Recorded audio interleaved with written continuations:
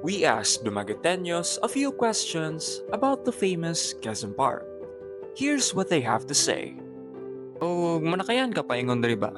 Masay mong sultis driver, parke o Quezon Park? Parke. Quezon Park. Quezon Park.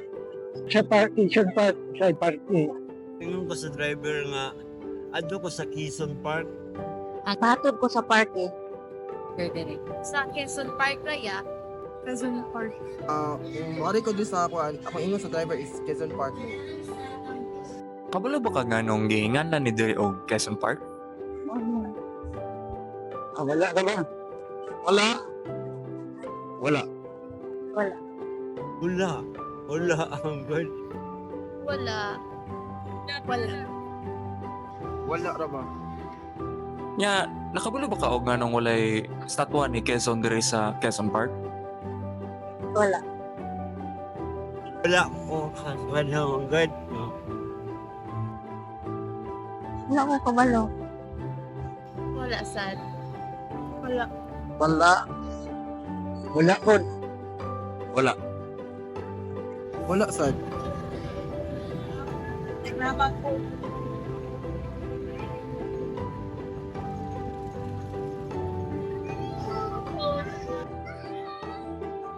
Hello there, friends. Enjoying the view? This place is called Quezon Park, one of the famous attractions here in Dumaguete City. Yes, although it's popular with locals and tourists alike, mystery still shrouds this place, mainly the name itself. Yes, we know that Manuel Quezon became the namesake of the park years ago, but we don't actually know the true reason behind Quezon becoming the namesake of Quezon Park. And also, there's one more thing about this place that may leave your head scratching.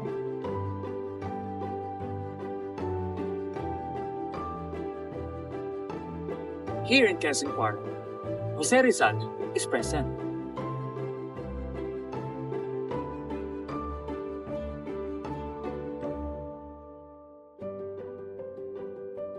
Also here in Quezon Park, Maria Clara is present.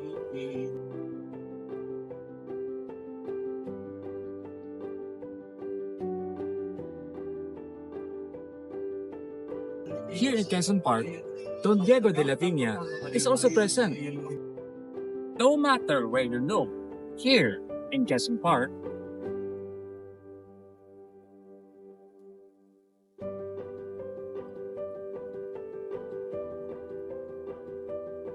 you will find that no statue whatsoever of Manuel L. Quezon is present. So probably now, you're wondering why Manuel L. Quezon is the namesake of Quezon Park, and why is it that a statue of Manuel L. Quezon is not present here in Quezon Park? Those questions we will answer today, here in Wai Quezon.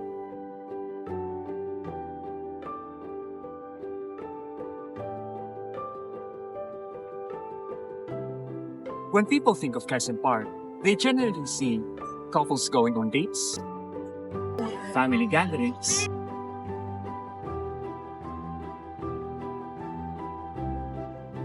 dance practices, or generally, just people fresh from church gathered. Do these things have to do with Quezon Park being dedicated to Manuel L. Quezon? Well, it kinda doesn't. I just had to mention these. With that being said, let's actually talk about why Quezon Park was dedicated to Manuel L. Quezon.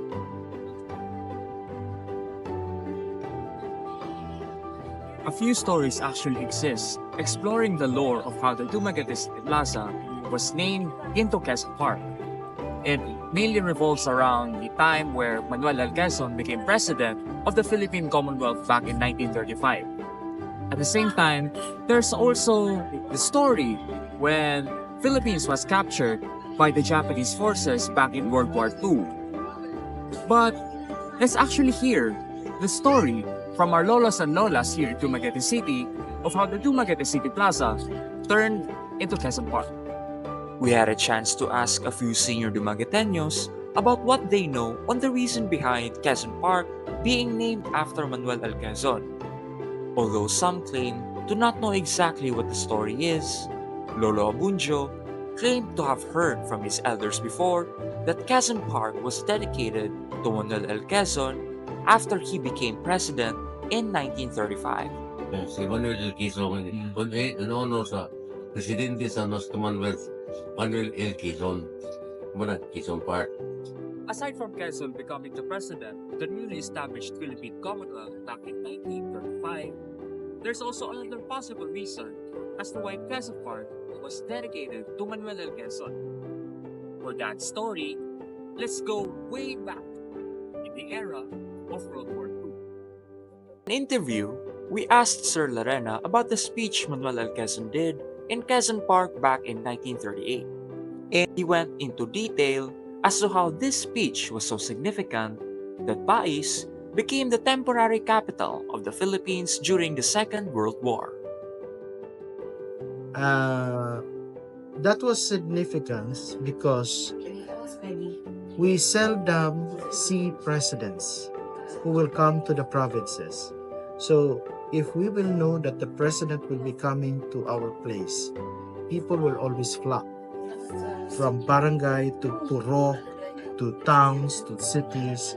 So that was really significant, and it was the first speech of Quezon in the Visayas.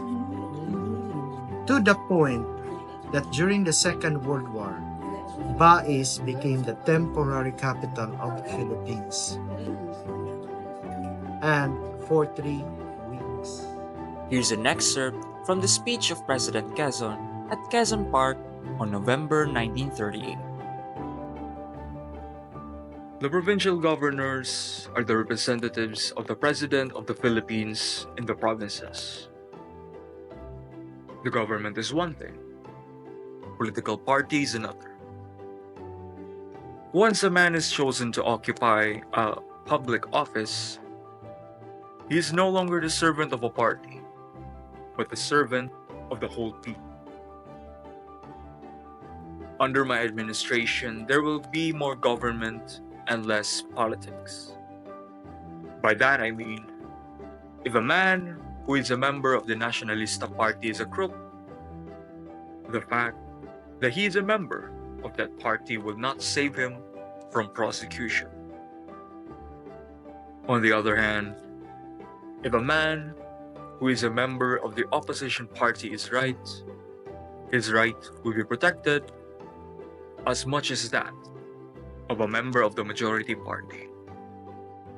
But in the interest of all the people, including the humblest of them, the province of Oriental Negros may well consider itself very fortunate. You always had as your representatives in the national government men who served you with loyalty and received the support and cooperation of the authorities of the national government. According to journal entries from soldiers and generals in the Diary Project and from an article in a magazine titled Philippines Volume 2, after staying for 3 weeks in Bais, General Douglas MacArthur was able to convince Quezon to go with him in his headquarters in Australia. In March 6, 1942, Quezon, with his family, escaped by submarine to Australia via the Dumaguete port. So far, we've explored 2 possible stories detailing the lore behind Quezon Park being dedicated to Manuel L. Quezon. But the thing is, him becoming president of the newly established Philippine Commonwealth and his stay in Bais during the Second World War happened between the 1930s and the 1940s. This may seem insignificant, but according to the 15th volume of the 1916 issue of Silliman Truth, the predecessor of today's The Sillimanian, Quezon Park was formally dedicated to Manuel L. Quezon in as early as September 17, 1916. So, if it's not him becoming president or him staying in Negros for nearly a month, what is the reason behind the dedication of Quezon Park to President Quezon? Born in August 19, 1878, Manuel Luis Quezon played a highly pivotal role in enabling Philippines to finally obtain autonomy. In his years as the resident commissioner for the Philippines within the U.S. government, in between 1909 and 1916, Quezon fought hard for Philippine autonomy. With persistence and charisma, Quezon allied with Democrat William Jones to propose H.R. 22143, or as we know it today, the Jones Act of 1916, or simply as the Jones Law. The Jones Act of 1916 sought to obtain independence for the Philippines from the United States, granting her autonomy and the ability to govern her own islands and people. This pursuit of Quezon was not easy. The first version of the bill was not cleared by Congress, with the second version of the bill presented on January 1916 also being under threat of abandonment.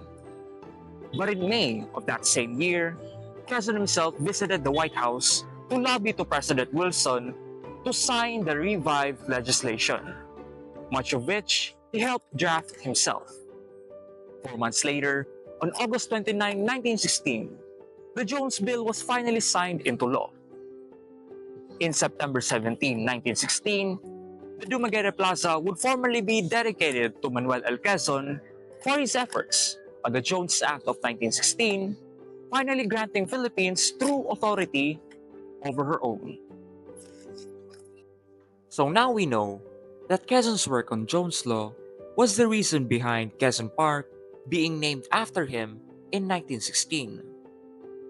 But why is it that even though Quezon Park is popular with locals, but they don't know why it's named Quezon Park? Well, remember how I talked earlier about things that people associate with the park? Noticed how none of the things mentioned earlier had anything to do with President Quezon whatsoever?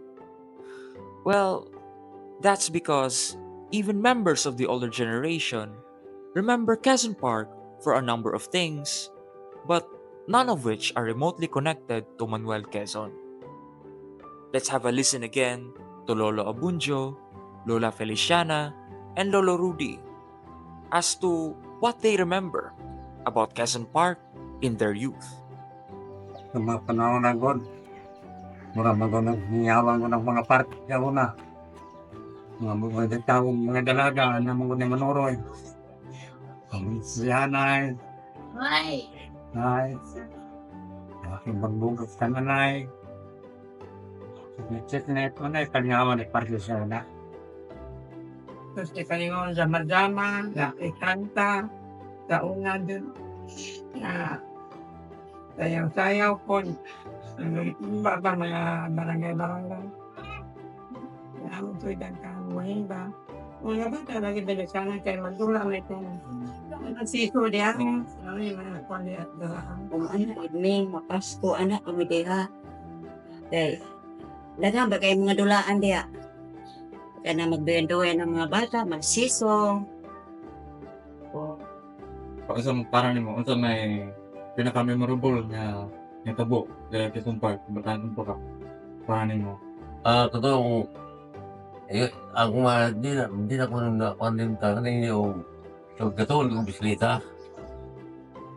And of course, the other reason being the apparent absence of a Quezon statue here in Quezon Park. Throughout its 100+ years of existence, a monument in the form of a statue, nor even a bust, is yet to be placed here in Quezon Park.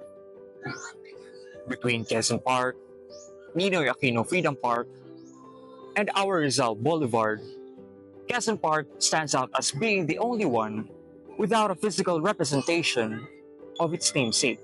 Because here in Freedom Park, just underneath the flagpole, you can spot a bronze bust of the late Senator Ninoy Aquino made by Anastasio Caedo in 1986. And just recently, a monument of Rizal made by Anastasia's grandson, Frederick Caedo, in collaboration with one of our local sculptors, Gerard Pamate, was unveiled here in Rizal Boulevard in September 30, 2024. And when we asked our lolos and lolas here in Dumaguete, they seem to think that the reason behind the absence of a Quezon statue here in Quezon Park is that when compared to Rizal, Quezon seemed to bear less significance in general. Hindi ko patubag-ana kay ang sa Quezon Park sa una si Rizal mo na himong panadto at pagkamanral ta na sa Rizal mo bayani na to hero ya si kaso sila mo presidente di mo to claim sila nga ang hero kaso mo to si Rizal to mo yung hero niya kung tumabutang sa iya tal dia sampa sa iya tatwa dia pero ang ngalan sa Quezon Park Quezon Park ang niya kay muli ng ang sana sa tuwang na araw mo sa Rizal may hero na ang hero mo na dia Kaya si Quezon alam na mga iba pa. Presidente na muna sa konwento na. Kay kuan man ka ng si Quezon tamang pero na presidente sa una no, sa bante no dayo. Kana si Rizal mao magkuno na misala ng tao bitaw nga kuan o pog na natin. Kanang hero bitaw kanang sala ni nga lang sa bright mga pagkatao. Dura man siya ni. Dito naman ito ni Rabot ni Ganda Dua Lantaw Rama. Hindi siya punto mga bila. Napuyo mo ito siya galing na balang karaan niya ito na. Pati kalibutan kay kalibutan ala ako na magod yung mga tao dyan yung gato. Pwede ko mag-itin. In 1942, Quezon was exiled and formed a government in New York shortly after its retreat from the Philippines to Australia due to Japanese forces taking over. In August 1, 1944, while still in exile, Quezon would die of tuberculosis. She wouldn't live long enough to see the Philippines being truly free from the Japanese. And he would perish, away from the country he dedicated his whole life for, fighting for its freedom. Manuel L. Quezon, the man who rallied for the autonomy of our country, died, not ever having the chance of ever setting foot on Philippine soil in his final moments.